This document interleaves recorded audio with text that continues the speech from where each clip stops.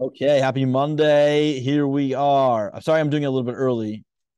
My brothers are in town and they're eating breakfast now. So I have to they don't come very often, so I have to make it back. So I have to do it a little early. Next week it should be back on normal time. I say that now, but who knows what it'll be. Okay. Today is the weekly roundup. First I'm going to start with Rambam because we start with a new Rambam this week in one chapter a day.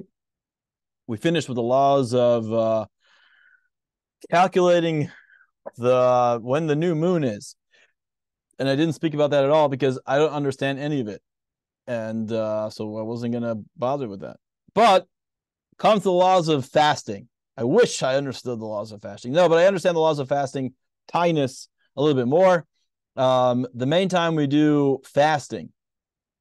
So we're talking about specifically fasting when not from the Torah, meaning not like the specified days from the rabbis and from the Torah, like Yom Kippur and Tisha B'Av. We're talking about fasts for if there's a drought every like decade or so, or every 20 years, something like that. In the land of Israel, back in the day, it used to be a drought and they'd have to fast. And so there's different reasons for the fast. There's different reasons why God would give a drought. One is to get us to daven to Him. Perhaps we were moving away from Him, and God likes to give us a little nudge to say, "I'm still here," and so it makes an event with great distress. So we'll call out to Him. The way fasting worked, for the most part, was they would fast Mondays and Thursdays, half a days, meaning mainly just the daytime. At least that's how the Rambam explains it so far. They would they would declare there's going to be a fast coming up on Monday or coming up on Thursday. They would blow the shofar, they'd blow trumpets, and everyone would know we have to get ready to fast. We were not allowed to fast on, there's certain days you're not allowed to fast. You're not allowed to fast on Rosh Chodesh, which is interesting. What if a husband and wife, what if they're getting married? What if a chassan and a kala, a bride and a groom, are getting married on Rosh Chodesh? So we know it's a halacha. It's not a very strict halacha. It's not a very strict law, but a husband and wife should fast on the day of their wedding. There's many different. It's a day where all your sins are forgiven. Yeah, when you get the day you get married is the day when all your sins are forgiven. So it's like a Yom Kippur. We have a bunch of Yom Kippurs. We got a Yom Kippur once a year, Yom Kippur. It says Erev Rosh Chodesh. The day before Rosh Chodesh is Yom Kippur Katan. It's like a Yom Kippur.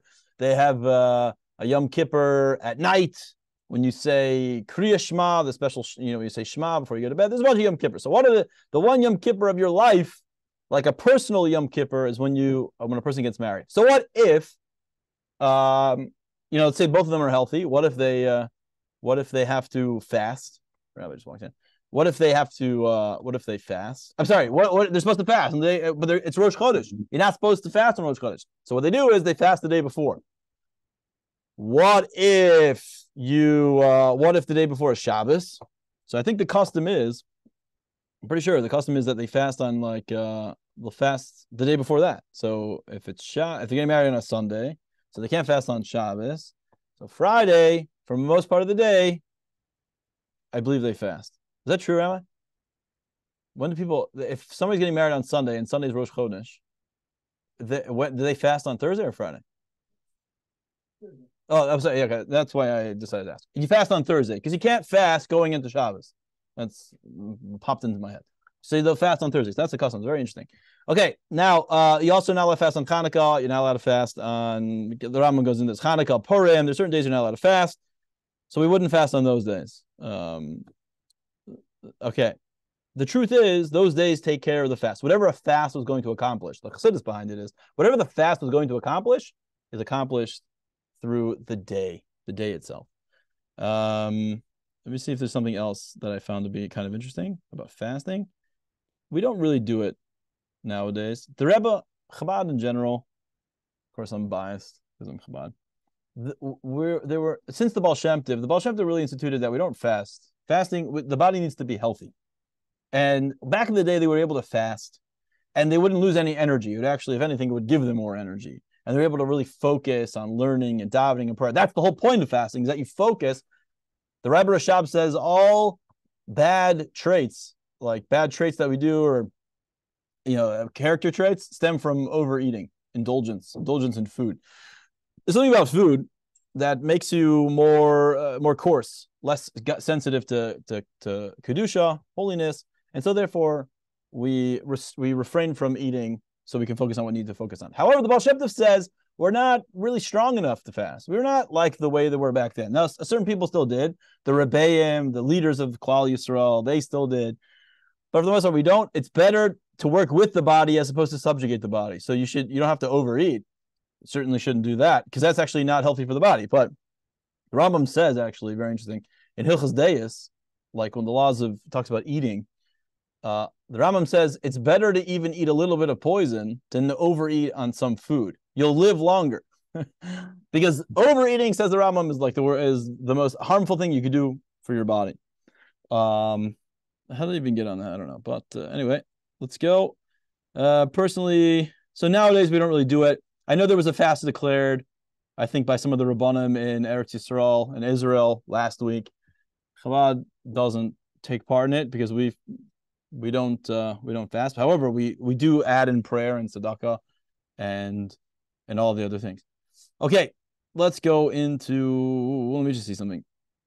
You're not allowed to fast for more than 3 days in a row, by the way. Something like that. Okay. Person have a disturbing dream, he can fast. We still don't do that. Tainus cholim.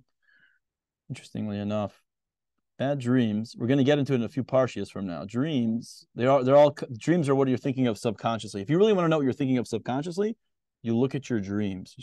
However, you should, if you have a bad dream, you guys know this, in halacha, you shouldn't say it. You shouldn't describe to someone what kind of dream you had. I know some psychologists, really psychotherapists, no, analysts, they really ask you those types of things, but we don't get into that. Okay, let's move into the Parsha. So, Parshas Chaya Sarah, the life of Sarah, and it begins with her death, interestingly enough. But let's over here. How did Sarah pass away? So Sarah passed away because Rashi says from the Akedah, the story last week, we ended off in last week's Parsha, the binding of Isaac.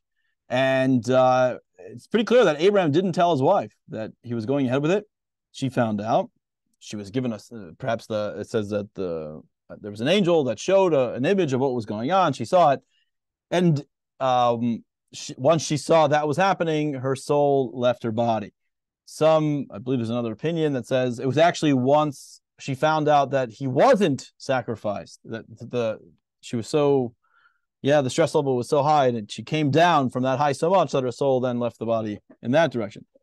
And that way. Either way, that's when she passed away. The big question is, did she pass away before her time? Did she pass away before her time? Could be. We don't know. It doesn't seem to be very clear whether she did or not. There's something. Let's see. This is a very Chassidus explains. Mr. Rebbe explains that why didn't Avram tell Sarah what he was going to do? It seems like tzaddikim have this feeling whether the person should know or not. If the person should know, Hashem will find a way to know. But I have this sense that I'm not supposed to tell you. If you're supposed to know, you should have known. Like Yitzchak, we're going to find that Yitzchak knew that Yosef was alive the entire time that Yitzchak was alive, that Isaac was alive. But he didn't say. He didn't say it because he sensed that God didn't want, for whatever reason, the family to know. This is like certain tzaddikim things that we don't totally understand. So it says that Avram, after the Akedah, he went back to Beersheba. That's where he was. And what did he set up over there? So the Ramban explains that he set up an Eshel. An Eshel. So what's an Eshel? So there's different opinions. The two main opinions are that it was like a big tree, like a shade and a nice, beautiful tree. But the most accepted opinion seems to be that it was a tent. It was a tent. It was like a hostel. It was a hostel that was opened up on all sides. You can come, you can eat, you can drink, you can relax. And he would travel back and forth from Hebron to Beersheba. He had some sort of special connection he loved his Eshel. This was like his life's work to open up a Chabad house. And that's, all of his blood, sweat, and tears were poured into it. And he would go back. Now, it says that he eulogized for his wife. So Sarah passes away. And he comes and he purchases land. He purchases land to bury her. Where does he bury her? Maras Machpelah, the cave of Machpelah, which is in Hebron. And he knew who's buried there. So Adam and Eve were buried there at the time. Soon Abraham and Sarah. Sarah's then buried there. Abraham will be buried there. Isaac will be buried there. Jacob, Leah, and Rivka. However, not Rachel, like we spoke about last week. She's in Beis Lechem, in a different place. Her yard site was just a few last week or so, a week and a half ago, a little earlier. Now he came back. He purchased it, and the king of the time, or the governor, didn't want. He actually wanted to give it to him, just give it to him for free. And everyone knew who Abraham was, and it was a big deal. He was a general, I think. He was like in politics, he was like a little political. But once Abraham came and needed him because he owned that land, Rashi explains that his stature went up extremely high. He like skipped 5 ranks just for his association with Abraham. But the fact that Abraham needed him, Abraham was going to be a good political donator. In politics, I'll tell you this, politicians, one time I was in a very wealthy, for Shabbos, I went to Ron Perlman. I don't know, the guy owns like Revlon and stuff. I have no idea. But he has a private minyan. So I was invited once to go to the private minyan. And who was there? First of all, there was like 100 security guards there. And Secret Service, actually. And I was like, this is crazy. And they were preparing for Mitt Romney to come and speak. He was going to host people there after Shabbos. Mitt Romney was there. But who was there? Eric Cantor. At the time, he was the Speaker of the House. So he was the 10th man of the minyan, him and his son, I should say. And he was a very nice guy. So I don't know if you're Republican or Democrat, couldn't care less at the time. And what was he doing there? He was fundraising. And he basically explained the whole idea of being a politician. How do I get in the position that I have? How good of a fundraiser you are. That's how he got to be the Speaker of the House.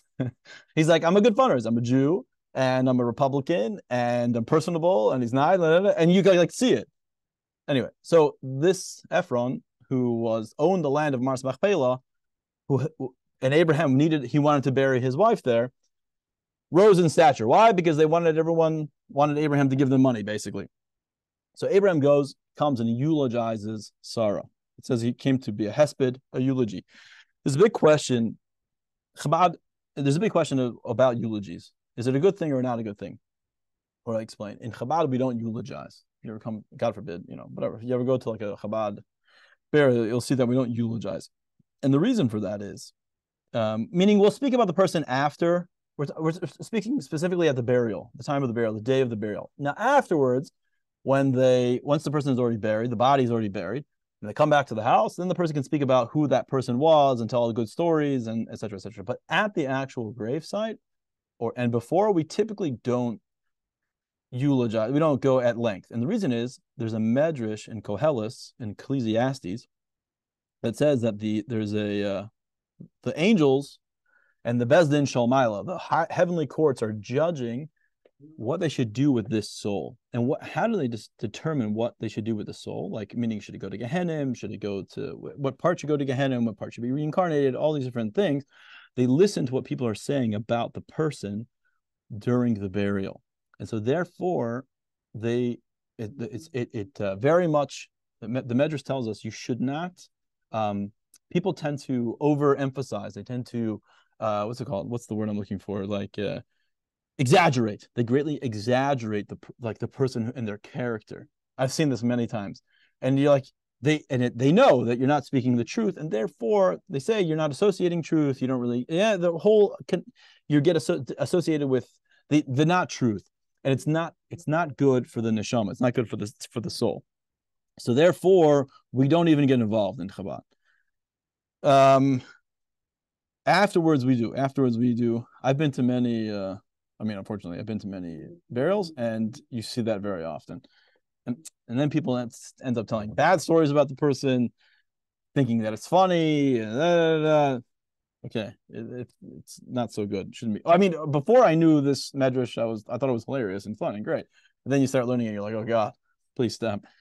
Okay, now comes time for Yitzchak to get married. Abraham sends Eliezer to Haran, which is where Abraham is from.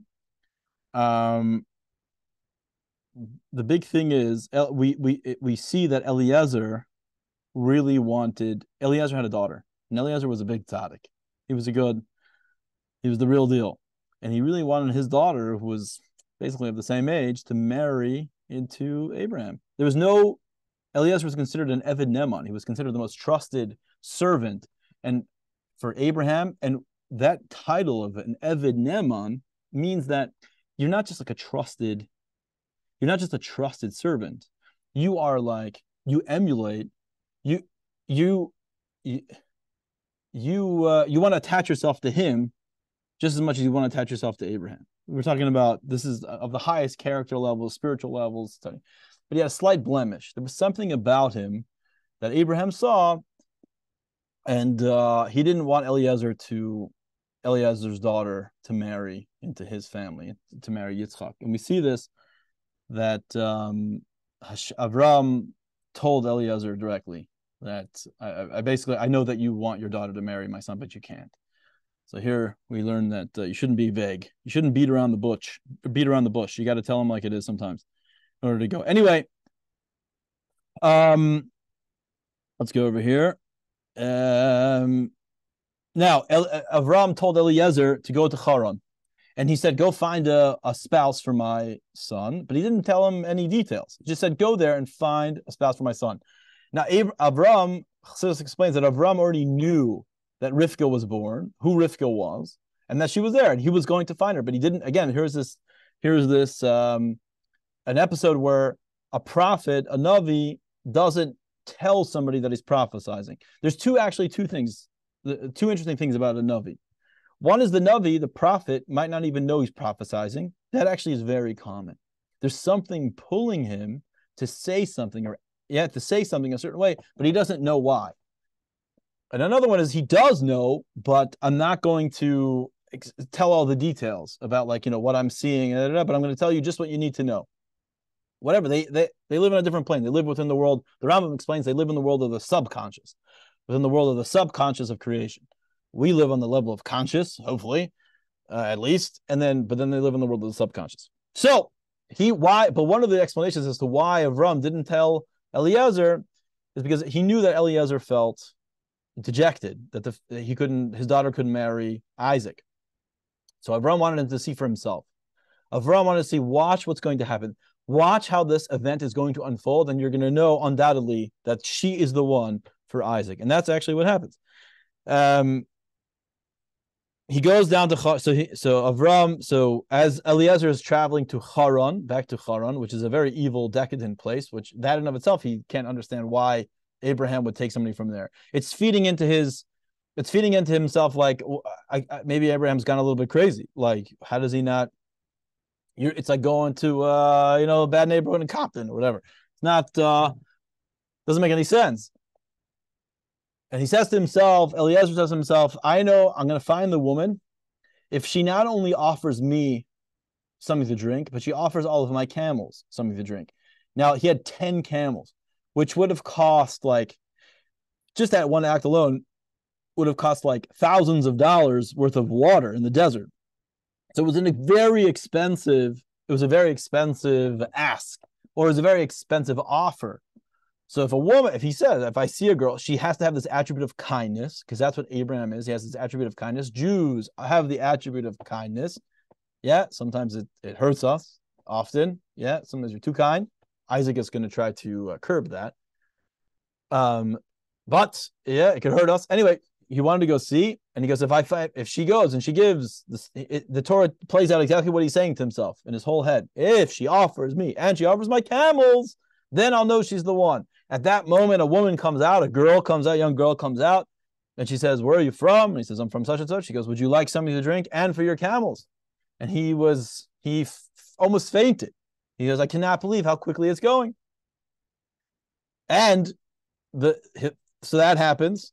And he goes, who are you? And she says, my name is Rivka. I'm the son.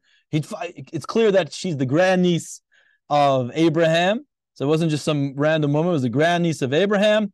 And then he knew for sure. He's like, this is unbelievable. So she invites him into the house, and he says, I'm here to take Rivka, to marry such and such. And he retells the entire story. It says again, I was traveling from Beersheba. And Abraham is my servant, and I said to myself, if I find someone who's going to offer me and my camels, it tells the story again in all of its details. Now, the Torah is not Charles Dickens, as I always say. It doesn't get paid by the word. So the fact that the fact that the Torah just repeats the same words again about seemingly kind of insignificant, tells us this is extremely significant. And one of the answers the Talmud tells us, the reason why it repeats the story is how God, for two things, God finds the stories of tzaddikim, of righteous people, precious. He likes to hear the story again. And not only stories of tzaddikim, this was a story of a tzaddik. This was a story of someone who cleaved to a tzaddik, to a righteous person. So we see that Eliezer is equated to Abraham to a certain extent, and God found it to be so precious. The stories of tzaddikim, that's why in Judaism it is extremely important to tell stories, to know stories, to memorize stories, and to tell over stories. In Chassidim, we tell stories of tzaddikim, but really Chabad Chassidim focus more on stories of other Chassidim, regular, because the Rebbe told us, the Rebbe once told Abba Pliskin, whatever, a big Chassid, that when you fabrang, when you go to teach, don't tell stories of tzaddikim. Don't go there and tell stories of these great miracle stories. We can't relate to these great miracle stories. Yeah, they help us with our faith in a tzaddik and his abilities and to be a leader and the embodiment of Torah. But I relate to Yossel Shpuchnik, who also likes to eat pizza, and then he goes ahead and does something crazy amazing that I can relate to. If he can do it, I can do it. So those that cleave to tzaddikim, we like to tell those stories. Okay,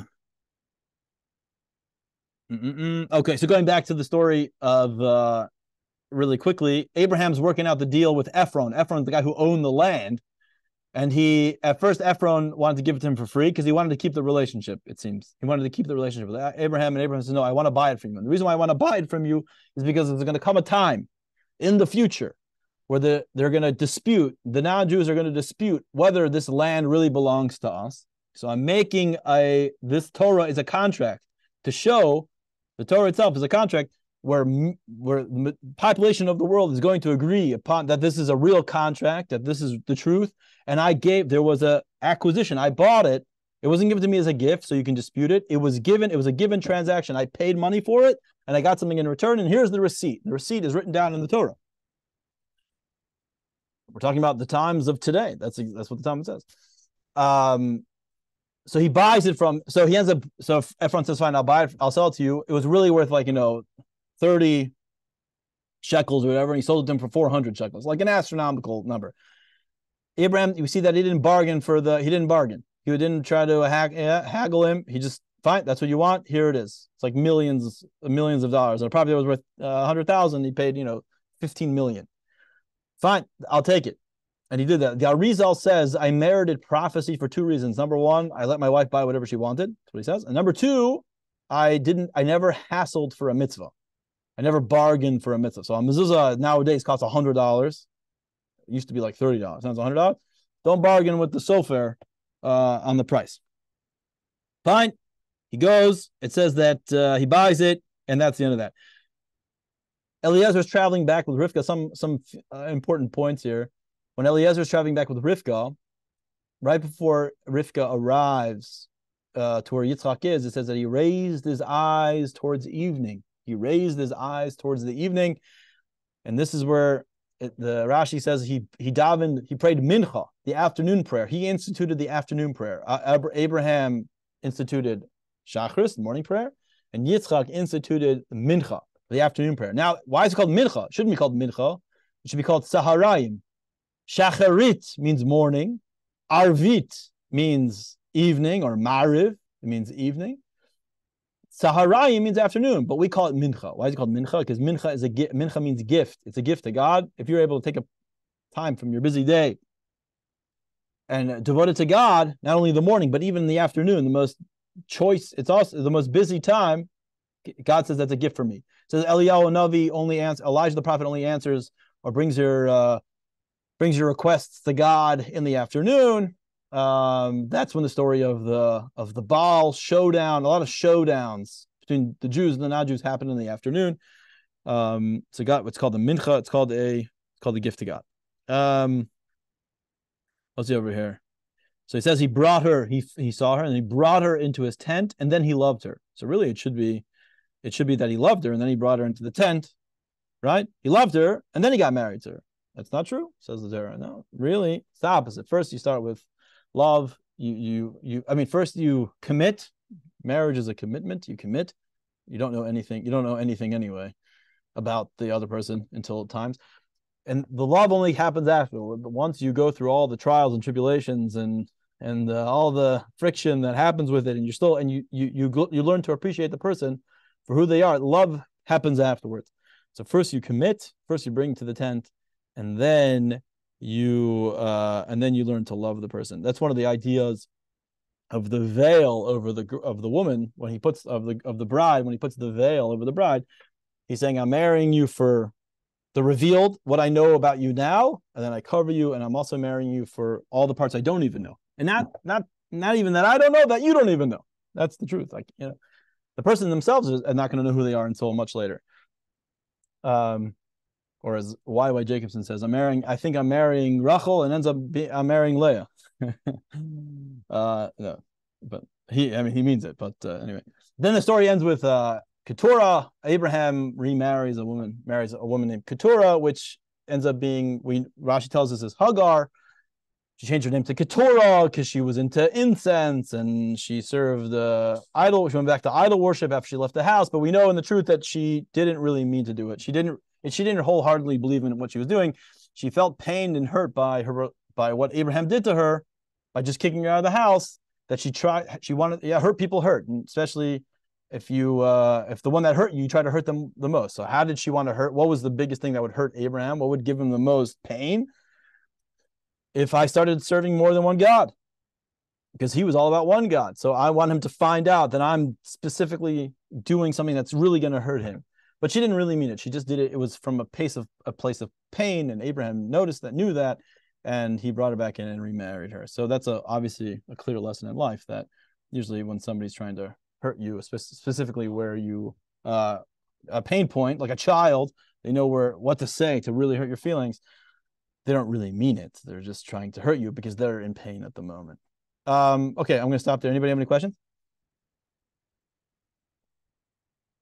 Can you repeat the first thing that you said about the Arizal American prophecy? Oh, yeah, two things. It said two things. One is he let his wife buy whatever she wanted, something like that. And then the second thing was he never bargained for a mitzvah. He never hassled for a mitzvah. So you go to the store to buy a mezuzah, and the guy's like 110. You're like, no, what do you mean? The guy down the street sells it for 100. Sell it to me for 100. He never did anything like that. He bought, yeah. So he married prophecy for that reason. Perfect. Thank you so much. Yeah, no problem. Okay. That's it. That's all I got, guys. Tonight we'll be back to Rambam and back to Tanya just for women, and we'll take it from there. Okay. Be well, everybody. Enjoy the rest of the day. Obviously, text me if you have any questions. It's always great. Peace and love. Peace and love.